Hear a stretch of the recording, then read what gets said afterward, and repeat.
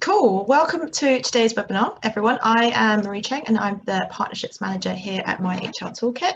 I'd like to obviously welcome you all this morning. For those of you who've joined us before, you'll be aware of the fact that we've been running a series of sessions on various different HR business topics, actually since the beginning of lockdown. All of them have been really, really popular, but what we've done since the start of the year is we started running a series of webinars aimed more specifically at the HR professionals or the SME market on specific skills that might be helpful to your business. So if you have joined us in the last couple of weeks, we've had a look at how to run engaging webinars and also why social media is really important for your business. Today, what we're going to be looking at is how you can optimize SEO for your business and also some quick wins that you can go away and have a look at. So for those of you who aren't familiar with it, when it comes to search engine optimization, which is SEO, there are many different techniques you can use to boost your rankings on search engine results and help more people find your business and your consultancy. So today I'm very fortunate to be joined by our resident SEO guru, Camille, who will be hosting this, and I'll pass over to her in a second. There's just a bit of a reminder in terms of the format of the webinar. Camille's going to spend about 25-30 minutes covering a presentation deck on the main part of the content, and then at the end we'll have some time to answer any of your questions. Please do feel free to ask any questions as you go along. There's a Q&A box. If you hover on your screen, there's a toolbar bar at the bottom, and you can see there's a chat box, so feel free to pop anything in there in terms of like any issues that you've got with the webinar. But if you could ask to put any questions in the Q&A box just so that we don't miss it and we can come and review that at the end. A bit of housekeeping obviously today is offering general advice, tips and best practice, and also a reminder that we are recording this webinar and we will be sending up a follow-up email for anyone who might have to drop off or might miss certain sections or want to refer back for advice later down the line. We've also got our next webinar in a few weeks, which is around how you can successfully nurture client relationships to make sure that they're fruitful and long-lasting. And what I will do as the webinar takes place, I'll just pop a registration link in the chat box so that you can get signed up for that if you wish to join us on that. So that's all the housekeeping done. So as I said, we're here this morning to talk to us about quick SEO wins for your HR consultant is Camille, and I'll let Camille introduce herself. So over to you, Camille. Hi, thanks so much, Marie. I'm Camille. I am the Senior Marketing Executive here at My HR Toolkit. And before that, actually, I did work for a number of years in a leading Yorkshire agency as an SEO executive. So that's kind of my bag, basically. One of my specialisms is using SEO in my day-to-day. So we thought I'd be a great candidate to come on and chat to you about it. So I'm just going to share my screen so I can share my slides. Okay, so it should be up on the screen for you now. Right, just 1 second, gonna get my little presentation notes up. Fab. So today we're going to be looking at some of the SEO strategies that you can use to help you achieve better rankings in search engine results. Though SEO is never an exact science and a lot of factors are at play. This is a general overview, a bit of a whistle-stop tour through some of the different strategies you can use, as you can go very in-depth with SEO. So I'll just have a quick look at today's agenda before we dive in. First, we're going to be looking at what is SEO? So just a general overview of the topic, what it is, what SEO isn't, with a brief introduction. Then we'll be looking at some strategies for optimizing your website, for example, by using keyword research, which we'll go into in a bit, and content optimization and related strategies. We'll also be looking at getting links to your website from external sources, and also looking at improving your local SEO results, with local SEO being a more specific area of SEO that we'll get into later. And last but not least, we will be having the Q&A, as Marie mentioned, so make sure to get your questions in the Q&A area. Feel free to put those in throughout the presentation as they come to you, and then after my presentation, myself and Marie will be going through the Q&A and we'll be answering some of those questions and discussing some different aspects. Right, so just before we launch in, I like to start with a poll. So I was wondering, basically, how much do you know about SEO? Because everyone's going to be coming in with different experience levels. And so I'm going to launch this poll. And basically, the three options are, I'm a complete beginner, you know, SEO, what is it? Not really sure. I understand the principles, so kind of got a bit of learning around it, but maybe not applied it so much yet, or I use SEO strategies in my sort of regular day-to-day or every now and then sort of thing, and you've kind of got started with that. So I'm just going to run that poll now, so that should be up on your screen. So if you just want to vote, and I'll leave that for a second. Yeah, got lots of people answering, brilliant. I'll just wait a few more seconds. There's a few people who haven't answered, just in case you want to. It's anonymous as well, so no worries. I won't be saying, oh, so-and-so said this. Okay, so I think I'll end the poll now because no one's voted. Okay, so I share those results of the poll. Right, interesting. We should see that a few people feel that they're beginners to it. You know, you've come to the right place because it's a nice little overview. And there's some people who know some of the general principles, so you've kind of dipped into it, you've got a bit of an understanding around some of it, and some bits I will be going in a bit more depth as to like specific techniques you can use. So again, trying to sort of appeal to different levels of understanding there. And we've got a person who uses SEO strategies regularly as well. Hello, whoever you are. Brilliant. Just also gonna have a little check in the chat as well. Yeah, someone's mentioned they don't know a lot about SEO at the moment, but that's why we're doing a bit of an introduction here, and I'll sort of go over some of the different areas that you can use to improve your results. Fab, thank you. I'm just going to stop the poll now. Okay. So we move on to our first section, which is what is SEO? Just a general overview here. It stands for search engine optimization, as Marie mentioned earlier, but that's not a very catchy term, so we tend to just use SEO because it's easier.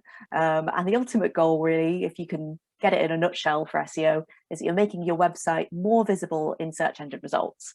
And when I say search engine, I have to say I'm mostly referring to Google, because that does have the lion's share of traffic. If there's any Bing and Yahoo and other search engine users here, maybe Ecosia, that's a new one, do let me know in the chat because I'd be interested. But it seems that for most people, still now Google is the #1 search engine.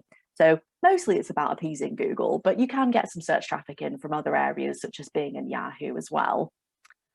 And as a little caveat here, it's not just about making things friendlier for search engines on your website, it's also about making sure things are user-friendly as well. And this ties into SEO because Google's concerned about making sure things are good for users, so that they get good results and things that answer their questions. So they'll be looking for websites that are user-friendly, for example, in terms of user experience, or UX as it's shortened to, and then also in terms of accessibility. For example, one thing is having a mobile accessible website, so mobile users have a good experience as well as desktop users. So all of that ties into SEO and having a good experience. And just to know that SEO is all to do with what we call organic traffic, which is basically traffic that comes to your website through search engines, through the organic results that turn up naturally on the search engine results page, and not paid ads, which is quite a different thing. And that's referred to as paid search. For example, using Google ads to have your sort of like pages advertised at the top or bottom of search result pages. That's a different kind of traffic to what we're talking about here. This is about what we call organic traffic, because it's what comes through from what people click without being advertised to. And search engine optimization, unfortunately, it's not an exact science. The algorithms that search engines use are incredibly complex, and they consider hundreds of different ranking factors in how they sort of prioritize what turns up on search engine results pages. or SERPs. And basically SEO is following sort of established and understood guidelines and updates to those guidelines, and also doing a bit of experimenting with your website, with your strategies, to see what works. As search engine companies obviously don't want to reveal everything about their algorithms, otherwise it'd be far too easy, and you wouldn't really need to do SEO as much because everyone would kind of understand the playing field. But it does take a bit of experimenting and a bit of understanding different sort of strategies and best practices you can use. So just in terms of some strategies, there are plenty of things you can do to your website in terms of the content, website structure, and also off of the website. So using other external sources as well to boost your rankings in search engine results pages. And just because we're doing a bit of an overview today, I'm going to sort of split it into some on-site SEO strategies. So that's stuff you can do on your website, and I'll mainly be talking about keyword research, which I'll explain what keywords are, what they're all about in a bit, because they're quite major in SEO, and then also how to optimize the content on your pages to have better results. And then I'll also be looking into some of the what I call off-site SEO strategies. You'll probably come across a few different names for this and different kind of ways of explaining it, but for me, in my head, this is what has always worked. So offsite is what you can do anywhere outside of your own website to boost rankings and traffic to your website, such as getting links from relevant and authoritative resources, which is called link building. And then also some local SEO strategies, which can be a mixture of on-site and off-site, but we'd be focusing on some of the places you can use elsewhere online to boost your local SEO results, which we will get into later. So first I'll have a look at the on-site stuff you can do. So this is all around optimizing your website itself to make it a bit more SEO friendly and user friendly. So a major part of SEO for your on-site strategies is keyword research. Basically, a keyword describes any single word or phrase that someone types into a search engine to find something online. For example, someone might be searching for deck chairs, or they might be searching for a blue and white stripy deck chair. So quite specific things, quite general things. People will search for all sorts of things and expect to find different kinds of resources and answers to what they're looking for. And there are lots of tools for discovering what keywords are more popular or sort of estimated to be more popular. You can look on Google itself, actually has sort of related keyword search results and puts in suggestions as you type things. That can be a good way to understand what people are looking for. You can also, there's a bunch of free tools out there you can use to basically type in a keyword, find related keywords, and see what kind of predicted monthly amount of traffic there is searching for that particular keyword, to see sort of what's popular and what you might want to mention it on your website to kind of be relevant for those particular search terms. There's paid SEO tools out there as well that you can use that do offer a bit more depth. So it depends on how far you want to go into things. And I can also recommend some options if anyone's interested. Just let me know. So basically, in understanding keywords and how to use them, it's really important to think who's searching for that and why. For example, I just took the idea of writing an article about dismissing an employee, because we did write an article about this recently, and we'll dive into that later. And for example, if an employer or a manager was looking around this topic, they might search something along the lines of how to dismiss an employee, because maybe that's something they're worried about. The dismissal process can be quite a minefield, as I'm sure you guys understand as HR people. And I think that if you put yourself in the sort of mind space of an employer or a manager, that's the kind of thing they'd be looking for. Whereas an employee, on the other hand, might be looking for dismissal from work. That's quite a different sort of search term, and it might be more sort of an employee who has been dismissed, who's looking for support. So quite a different thing, really. And so it's good to think about what kind of resources could serve that key term, what the person's asking for, what they want to find out about, and what information will help them. Just as an example of some keyword research on how to dismiss an employee, this is what the term I plugged into Semrush, which is the paid SEO tool that we use. It's very good, particularly for keyword research. Basically, some of the keywords that it'll come up with will be more relevant than others. So when you're checking out your choices, for example, how to dismiss an employee, that gets about 140 searches a month on average. So that's a decent search volume, particularly for a blog post on something. And then there's some related ones, for example, dismissing for poor performance, dismissing specifically within the UK. So they might be looking for UK law and process.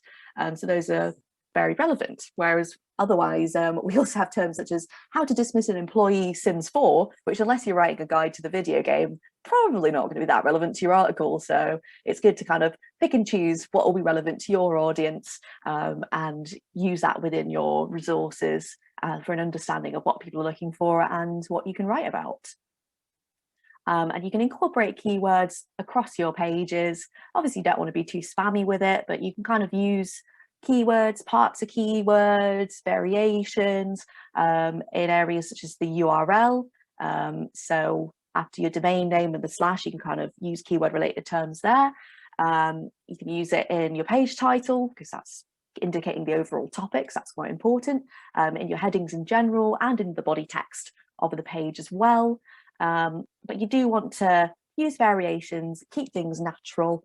SEO back in the 90s was very just spam the keyword 100 times on a page and then you'll rank, but things have moved on quite considerably since then because it's also all about that user experience, what feels natural, what's good to read on the page, what's helpful. And then also, just as a general tip, I recommend using kind of a focus keyword on each post or page that you're looking at. Basically, what would I ideally want this page to rank for? And that would probably be a keyword that's got quite a decent bit of traffic and is really relevant to your page. And that's what you're addressing. And that's to avoid what we call keyword cannibalization, which is basically when multiple pages from your website are competing with each other to rank for a particular search term. And that just means that if your pages are competing with each other, then it's just taking away from your sort of potential traffic in other areas. So it's best to avoid. Okay.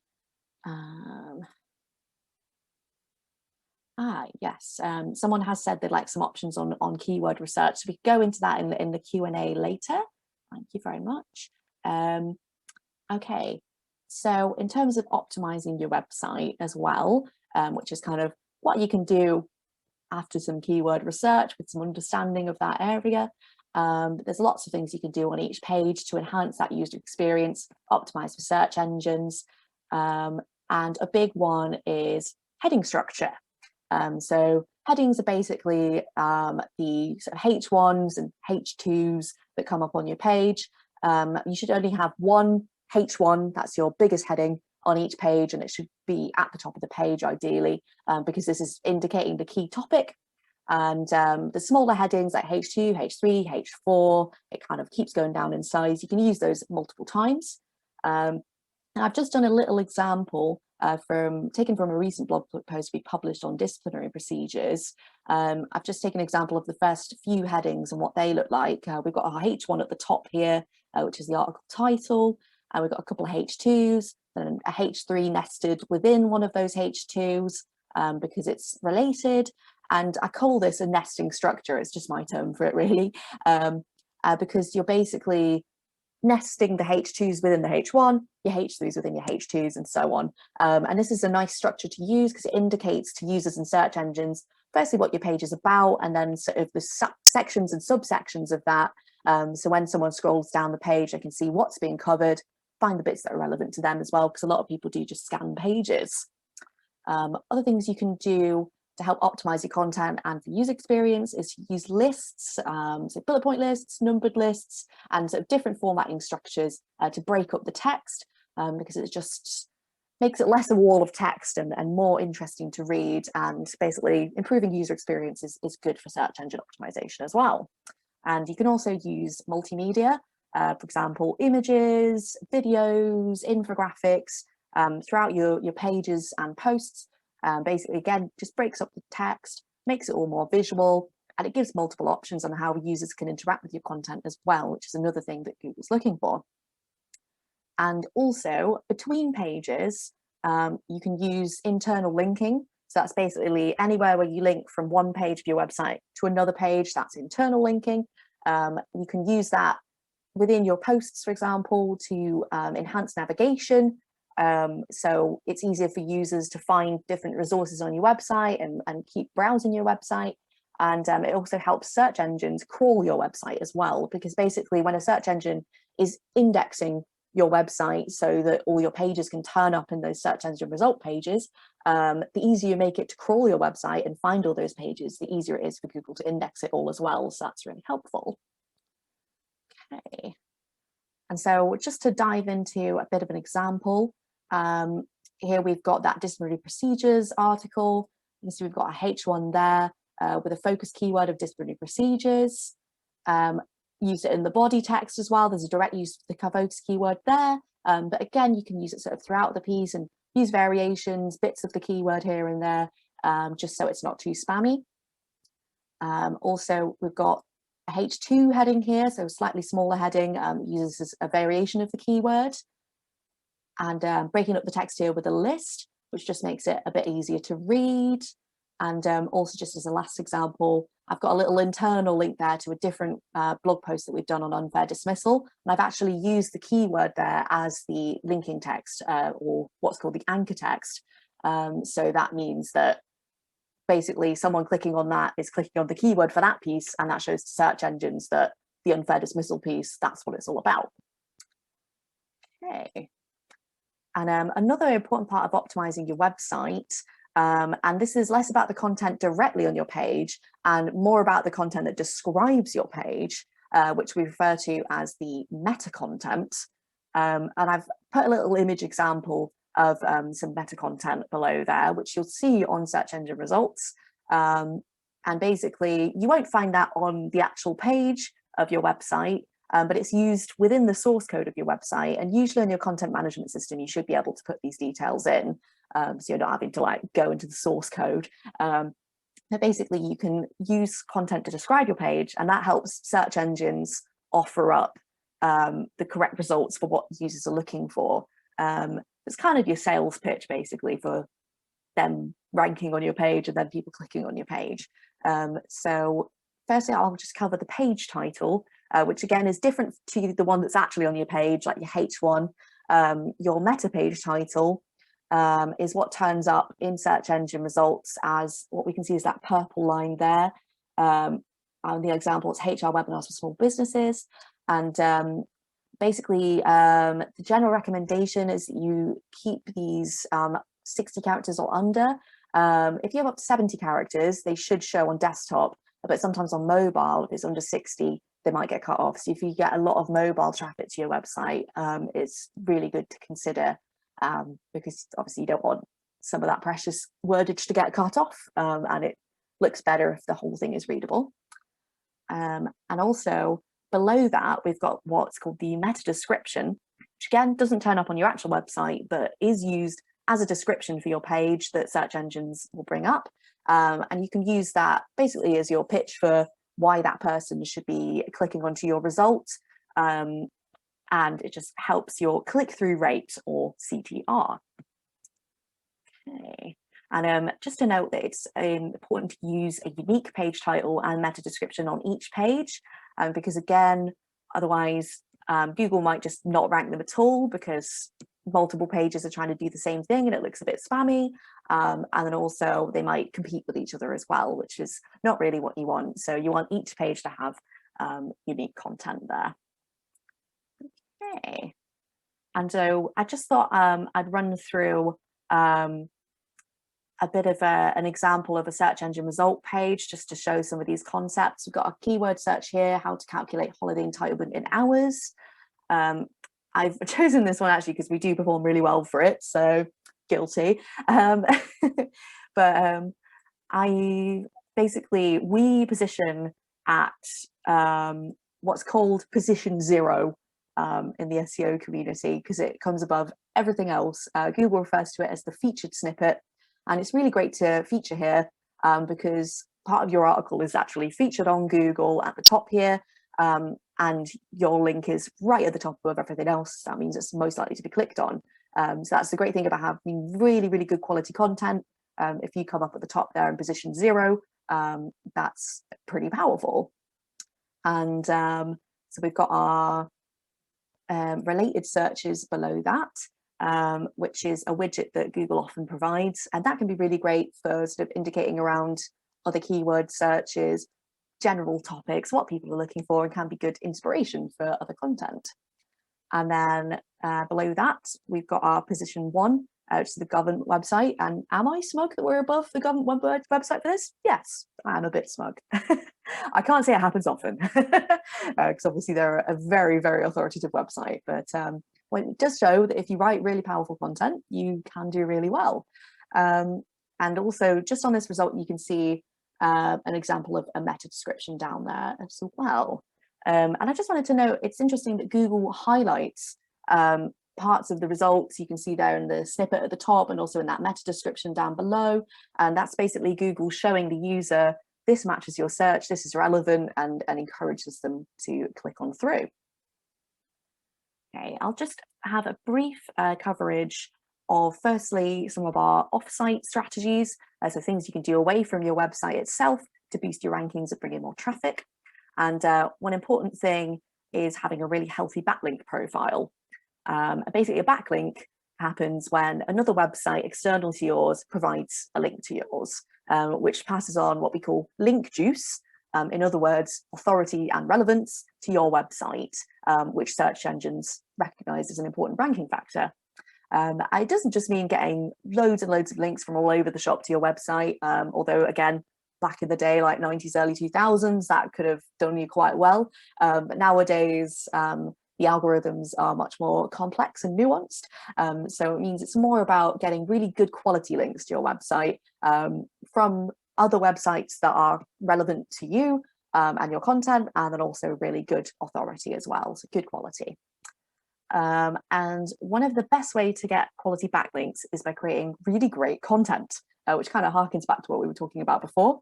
So if you create shareable content that people want to link to, so I've got my little bullet points in the wrong order there. Well, if you create blog posts or infographics, and I mean, I hesitate to call this a quick win, but if you do maybe some research that's really interesting and people will want to write about, it means that you'll probably get backlinks from other publications and websites to yours as an authoritative source, which is really powerful. And particularly with research, it can pay off really well because lots of people want to quote it. Journalists love studies and statistics, for example, and they'd be quite keen to link back to you. There are other ways as well that you can create backlinks that are of good quality. One thing is through using directories to get backlinks. There's lots of really high quality directories out there that will supply links to your website, or at least a mention of you and your brand. I've just listed a few here, and we'll be putting out these slides after the webinar that I recommend as quite good quality directories. That it's good to have an entry in and check your entry as well, and that it's up to date.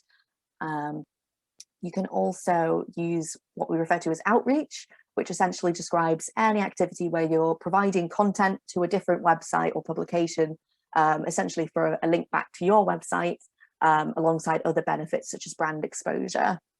And you can do this through a variety of means. For example, doing articles for news and different publications, for relevant blogs. And if you have sort of partners and clients, maybe you can provide articles and content for them as well. For example, we've provided blog posts for partners in the past and gotten sort of links back from that. And then also they benefit from getting content from us. And we also do publish content from HR consultants and employment lawyers, and we link back to their websites and their profiles. So again, it's benefiting us because we get really great quality content from different authoritative resources, and then they kind of get more of a boost from that as well. But there are quicker ways of sort of being in publications and getting backlinks without having to write the articles yourself. One really great thing is to become a source for journalists and different writers out there. And there are a number of ways you can do this. One really popular profile is called Help a Reporter Out, or HARO, which I've got a little example up here that I'll go into. Basically, HARO sends out multiple emails a day on subjects that you're interested in, and it gives you opportunities to choose from, so you can respond back to that journalist and hopefully get featured in their article. And I've just sort of done a screenshot of one of my emails here, so you can have a little look at some of the things that you might get sent out about sort of HR and business. It's not a guarantee that your response will be chosen, but you can get mentioned and linked to in some really powerful publications, so it is worth the effort. And there are other options to HARO, such as Turkle is one that I've been quite enjoying using. SourceBottle is another one that I've heard of that's quite big. You can also search for journal requests on Twitter, and opportunities will come up, but they won't be as tailored to your subject areas. Okay, and I'll just run through a few tips on local SEO, just before we go into the Q&A here. We've got a few questions coming in already, which is really great to see. Basically, local SEO is location targeted SEO. So say, for example, you're a HR consultant based in Leeds, and if any of you are based in Leeds out there, let me know, or where else you are based, so we can talk about these as examples. You'll want to be targeting sort of keywords based in those areas, clients based in those areas, and you can do this through SEO. A great place to start is with your Google My Business profile, and I've just put up a little screenshot of ours here. There's a widget that appears on the right hand side when you search for your company on Google, or ideally should be if you've got a GMB profile. Oh, and Sally says Harrogates are not so far away, so I'll use Harrogate in the examples instead now. Thank you. Okay, so it's really important to make sure your Google My Business profile is up to date, and there's lots of things information-wise you can put in there. And basically, in a broader sense, this is all about improving your name, address, phone, or NAP details, which are really important indicators of where you're based, that you're a legitimate company or consultancy, and people know where to find you. So you can do this on your website by having an up-to-date address and details through your Google My Business, and through directories such as the ones I mentioned earlier. That all kind of helps boost that. You can also boost your local SEO results and the likelihood of getting clients locally through the use of reviews. And this kind of works for national places as well, and on a broader terms, but particularly for local SEO, people are looking for businesses that they can trust, really good quality services. So it's really great to get reviews, particularly from people in your area, locational wise. So people know that you're a good option, and Google will boost that as well the more reviews you have. So you can get reviews on Google My Business, so you can see that we've got a few reviews on there. You can also use platforms such as Trustpilot and Facebook as well are other good sources. And then also on your website itself, since it's more on-site, you can use testimonials as well to get across that you've got great quality services and happy clients, and that all helps. Okay, and a couple of other tips on improving your local SEO. You can also use local based outreach as well. So similar to the strategies we discussed earlier, but with like more of a local focus. So you can look up local news publications and websites and directories as well. There's often local area ones that you can use, and that will all boost that local SEO relevance to your area. And also you can look up, and again, it's a bit more of an on-site focus. There's also local keywords as well. So, for example, people could be searching for HR consultant in Harrogate. So use Harrogate as our example. And other ones people could be looking for is HR outsourcing, Harrogate. And then another one that a lot of people tend to use for lots of different local business needs is whatever it is near me. So HR consultancy near me, HR consultants near me, and Google will use location-based results to help someone find people in their area. And that's why it's really important to have those NAP details all accurate and up to date, and make sure Google knows how to find you basically, and that people know where you're based as well, and that you're highly relevant to them. Okay, so just as a quick recap, first we covered what SEO is with a brief introduction.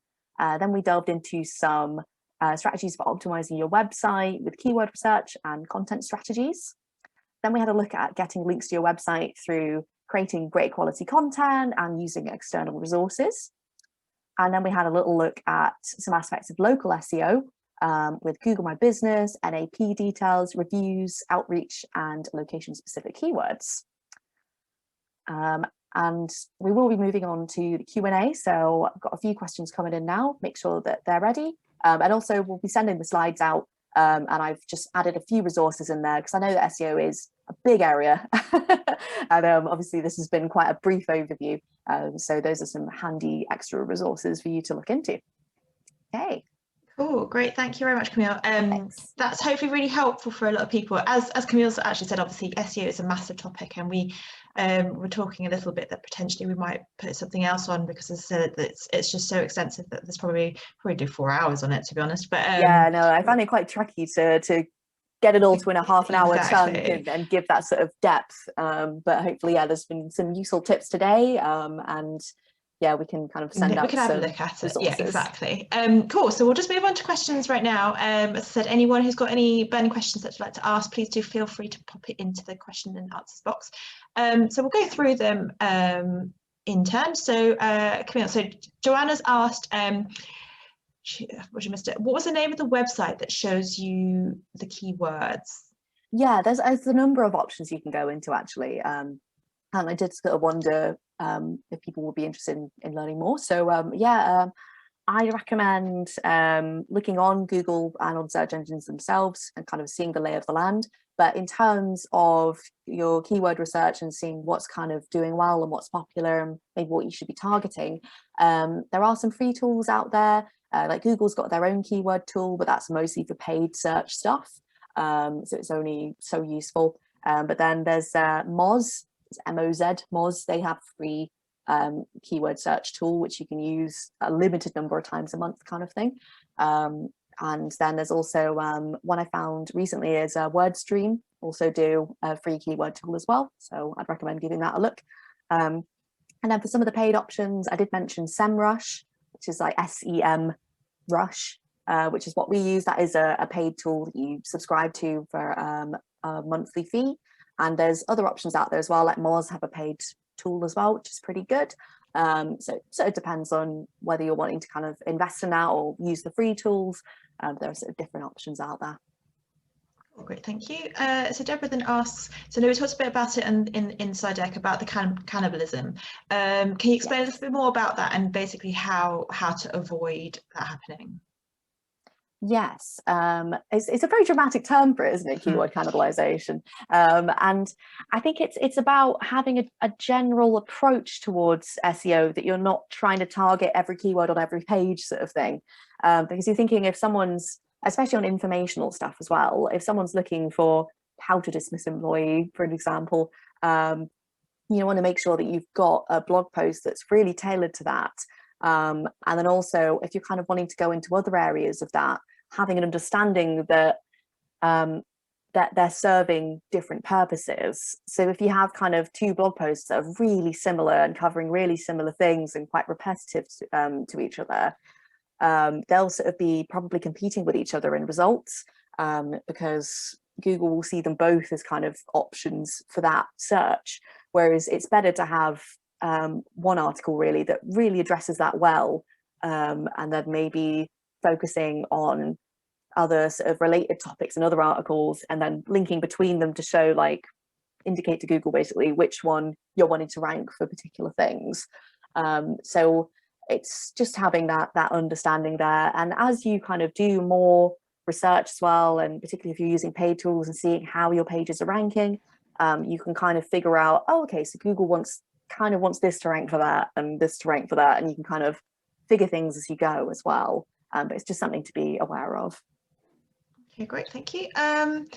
Sarah asks, is it worth going back, so I guess very bit related to this, is it worth going back and editing existing blogs and I guess other web page and stuff to improve your keywords? Yeah, this is something that I do regularly as part of my SEO work for our blog. We have quite a big blog with a lot of posts, so updating your posts in general is really great practice, because it just shows that you are keeping your content up to date, and users and search engines appreciate that, and particularly if you do find a keyword that you think, oh, we should be covering that, and there was an old blog post that you've already done that is on that topic, it's better to update that post, and add more content, really freshen it, and then maybe kind of like consider how to incorporate keywords in a natural way into that piece as well, than write a new different piece that addresses sort of the same topic. So definitely worth keeping your posts up to date and optimizing them. Okay, so Jonathan's got a couple of questions. First one is, can you recommend any companies, so I guess this is people who will do it for you, that can optimize on-site SEO at a reasonable cost? I'll do that one first. Yeah, I don't have any particular recommendations. There's quite a lot of marketing agencies out there in different areas, so it's worth sort of searching for SEO agencies, SEO consultants. There are freelancers who do work as well. Again, because I do my own in-house SEO stuff, and we do use other companies sometimes as well, but it's all quite location based as well. But I don't know how much we want to go into sort of who we use in particular. And perhaps it's because I guess with a lot of this type of stuff is with lots of different skills, it's kind of trying to see whether in a lot you can kind of get it as a business as usual, like you're doing it as an automated thing. So like if you, I guess perhaps maybe we can have a look at it and we can take it offline and see whether there's anyone who could maybe advise. But Camille does all our stuff in house, but she's got, it's part of her everyday practices. He's got a subsequent question, which is, if you had to do one thing, so what's the number one thing you that you would say to someone to do to improve their SEO? For me, it's definitely about having really great quality content, because you can have the best backlinks to your content in the world. You can have the biggest social media presence or online presence you can muster, but if you don't have great quality content, people won't keep coming back to your website. So it's really about making sure that you've got information and resources there that people will find useful, and that's what will keep people coming back to your website, keep them on your website, because things such as the amount of time people spend on your website, and how quickly they bounce away from your website, are factors that Google uses to understand the quality of that, and that you're serving what people are looking for. So really important. Cool, we've got quite a few questions. I'll keep going if people, I mean, if obviously people have to drop off, do feel free to, and we have recorded this, but we are getting quite a lot of questions. Next question from Keeping HR Simple is, do you recommend the use of something like, I think it's pronounced Yoast, on a website for SEO checking? Yeah, Yoast is really great actually. When we were on WordPress, we used the Yoast plugin, and that's really quite ideal for doing a bit of on-page SEO checking. And there are tools similar to Yoast, or particularly on your CMS. Like we use HubSpot, and that has its own kind of SEO features, but there's plenty of options out there. And Yoast is a really great one that you can use to kind of almost use as a checklist really as you're going through. So, in terms of like keyword density and how many keywords you're using on the page, is it too many? And just the overall quality of the writing, how accessible and easy it is to read. And it really just adds a bit of structure to that checking for each post and seeing what you could do to improve. So yeah, definitely recommend. Cool. I think we had a chat about this earlier. Sarah's just asked, are there any options on keyword research that you'd recommend? Yes, options for keyword research. Yeah, I did mention a few of the paid tools and free tools you can use. So I think the one we use is Semrush. That is a paid tool, and it's really good, particularly for the keyword research. Semrush is really strong. There's also other really great ones. Moz, Ahrefs is another really good one. But there are a lot of these paid ones do have free versions as well, such as Moz. And there are sort of other ones out there. Yeah, one I thought was quite good recently, because I was having a look at some of the free tools, was WordStream. They have a free tool that's pretty handy, so I recommend. Okay, Sarah asks, could you say more about having a unique description on each page? So a bit more specifically, we've been told to repeat the same phrase on each page, but add unique phrasing at the end. Would you agree with this approach? Yeah, I think, I mean, it partly depends on how much time you have and what seems to be working for you. I would say it's better really to really think through what you want to have on each description for each page or post, because you're kind of basically enticing that search engine user to click onto your page. So it's all about increasing that click-through rate with your meta description. So if you are having a good click-through rate in sort of using quite similar ones but with a bit of unique phrasing, for example, perhaps with a unique call to action at the end of your meta description, if it's working, it can be a case of if it ain't broke, don't fix it. But I do think that particularly from a duplicate content perspective, because it's not wise to have duplicated content across your website, not as sort of pressing on meta descriptions because they are very short pieces of text, but it is good to avoid duplicating in general, just because it can be flagged up as a bit spammy. So I would kind of recommend, even if it's having a similar structure in how you want to do your meta description, but kind of using little different ways of phrasing it and words throughout the whole description, that could be a better option there. Okay, next one, interesting one. Is there a way to hide these keywords in the background of your website, or do they have to be published in the visible text? They have to be published. Yeah, Google will catch you out. Basically, yeah, it used to be a bit of a technique back in the day, actually, where people would just hide keywords in the website, just write them loads of times in white text on the white background. But then, I mean, Google kind of quickly realized that they were probably not going to be the best results for the users. And it's all about that user experience and making sure that the user is having a good time, you know, and finding the information they need and having a good experience there. So really it's about using things in a very natural way, making sure everything's really obvious and easy for the user to read. So it's all about the user experience. Yeah, so that's become more of a focus in the last few years.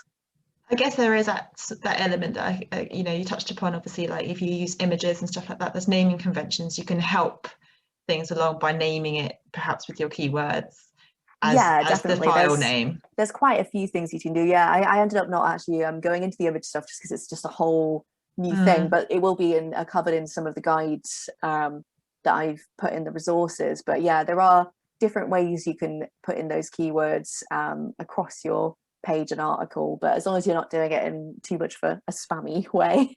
Yeah, because otherwise, put HR 100 times and make it white. Yeah. Okay, next question. Karen asks, how do you balance giving out information with the service you charge for?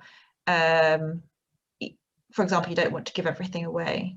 Right. Do you mean sort of if you're using like an agency or a paid tool and you're giving them your information, or I might need a bit more clarification on that, if that's okay, just so I know. Just checking whether Karen's still. Karen, if you're still on, if you just want to pop a subsequent message and we can come back to that question. And then we are getting there. Tara's got another question. So how long after doing some keyword optimization does Google react to it, and how long before you may see some results? Yeah, it depends. It depends on how often Google crawls your website, basically.